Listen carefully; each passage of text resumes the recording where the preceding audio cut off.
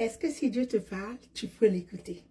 Est-ce que si Dieu te parle à travers quelqu'un et tu es capable de reconnaître la voix de Dieu, que ce soit dans un rêve, que ce soit dans la vie réelle? Question. Eh bien, les signes qui montrent que tu as un éveil spirituel sont les suivants. Tu as une sensibilité accrue à la présence de Dieu. Tu deviens conscient de la voix de Dieu, en fait, quand tu es spirituellement éveillé. Tu es conscient de la voix de Dieu. Tu veux suivre ses directions, tu veux faire sa volonté. Tu respectes le texte d'engagement à la lettre.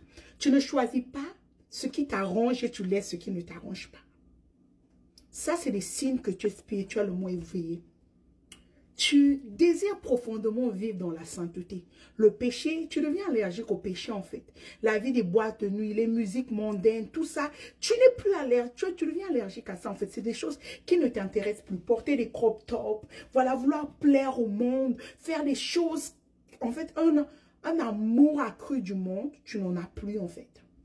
Tu veux t'habiller décemment, tu veux protéger ton corps, tu ne veux plus vivre dans la fornication, dans la masturbation. Ça, ce sont les signes que tu as un éveil spirituel. Tu recherches la transformation. Tu veux être aligné à la parole de Dieu. Tu veux être aligné au texte d'engagement. Si tu as tous les signes là, ça veut dire que tu es éveillé spirituellement. Une autre des choses, c'est que tu priorises en fait les plans de Dieu pour ta vie. Donc, si Dieu te dit que arrête d'écouter les musiques mondaines, tu arrêtes.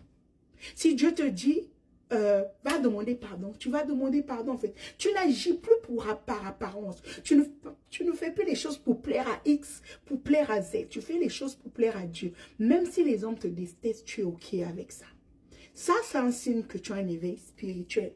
Tu gardes ton cœur plus que toute autre chose. Tu veilles sur l'état de ton cœur en fait. Quand on te dit, oh, on t'appelle pour parler des gens, tu t'éloignes de ça.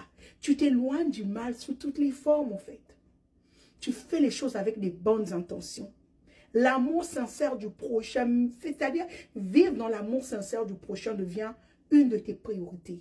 Tu n'es plus dans les miens, dans les siens, non. Tu veux vraiment faire la volonté de Dieu, en fait. Tu as un amour renouvelé pour la parole de Dieu. Tu veux lire la parole de Dieu. Tu veux lire les notes séculaires. Tu veux lire les documents. Tu veux chercher à comprendre toi-même. Tu veux être aligné. Et quand tu lis, chaque ligne t'interpelle. Chaque ligne te parle. Et quand Dieu te parle, tu reconnais que tu as tort, tu demandes pardon à Dieu. Si tu reconnais que tu as fait du mal au prochain, tu vas voir le prochain, tu demandes pardon. Tu as l'empressement d'obéir, de faire la volonté de Dieu. Ça, c'est un signe que tu es spirituellement éveillé. Tu ne veux plus faire des compromis avec qui que ce soit.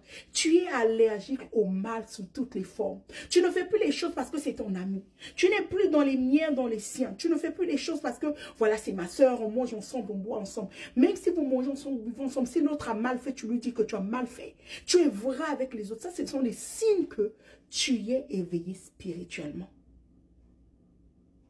Tu aimes prier, tu passes du temps dans la prière, tu passes du temps dans la méditation. C'est des signes que tu es éveillé spirituellement.